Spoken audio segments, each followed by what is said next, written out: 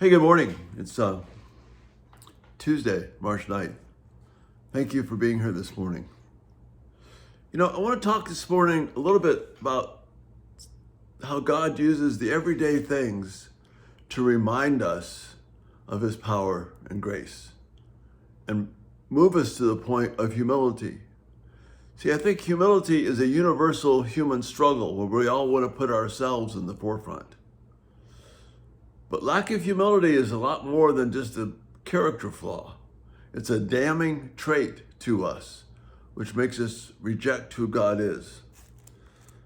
In Romans, we read this: the wrath of God is being revealed from heaven against all the godlessness and wickedness of men who suppress the truth by their wickedness. Okay, what is this truth that they're suppressing? Well, it's since what may be known about God is plain to them, because God has made it plain to them. See, we ask the question a lot, well, how can people know about God if they haven't heard? Or, where is the testimony of God? Or how is this fair? But what this passage is telling us is that God has made his glory known to them. For since the creation of the world, God's invisible qualities, his eternal power and divine nature, have been clearly seen, being understood from what has been made, so that men are without excuse. We are totally in a position of humility before God because he has demonstrated his glory and power to us. But he does it in ways, we want the spectacular. He does it in ways that are mind-blowing to us. I've used this before, but this is an amethyst crystal. And you can catch the beauty of it and all that is made, and it's on this layer of rock, and these crystals have grown there. And it's fascinating, the way it catches light.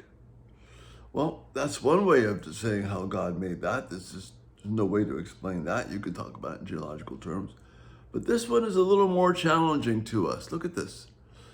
And there's a photo of this on my thumbnail this morning. It shows it a lot better than this. If you can catch the intricate detail, this is a grape hyacinth. You can see how small it is. It's tiny. And yet, each of these little buds, these tiny flowers here, tiny, about the size, a little bigger than a water droplet maybe. And the detail is just mind-blowing. Well, I just picked this out of my garden this morning. The stone we picked up with my kids several years ago in Jim Mines up in North Carolina. These kinds of testimonies to God's goodness are everywhere. There's a whole spray of these in my garden. Who knows how many there are in other gardens? And this is just one tiny little detail. And when we examine it, we're blown away by the intricacy and beauty of it. See, this is how God is telling us that he has left himself with a witness. For since the creation of the world, God's invisible qualities, eternal power and divine nature, have been clearly seen, being understood from what has been made, so that we are without excuse. You can't explain away the intricacy and beauty of this little burst of flowers any more than you can explain away the amazing structure and subtle beauty of this crystal.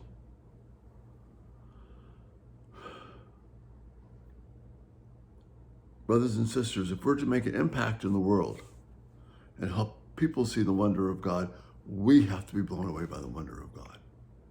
Look for all these constant displays of God's love to us. Look for it in relationships. Why are people gracious to us? Because God is gracious. The only reason there's any hope of peace at all is because of the faithfulness of God. But we have this display in the beauty of creation saying, this is something you can't make this up. God did this. And every day that gives us a chance to start with a position of humility and gratitude and awe. And if we're to love our family, if we're to make an impact on our world and our community, it's not about being louder and stronger and making more noise. We see that going on right now. Lots of people being louder and stronger and making noise and causing all kinds of havoc. All it does is create more destruction. God has left this powerful testimony of himself in these kinds of things if we would look for them. And that's the place to start today. Asking God for a humble heart so that we can show through our humility the wonder of God to those we come in contact with. Because our world needs this, just as we need it. And that's the thought for the day. Thanks again for being here. Love your feedback. And Lord willing, we'll see you tonight. Have a great day. A humble day.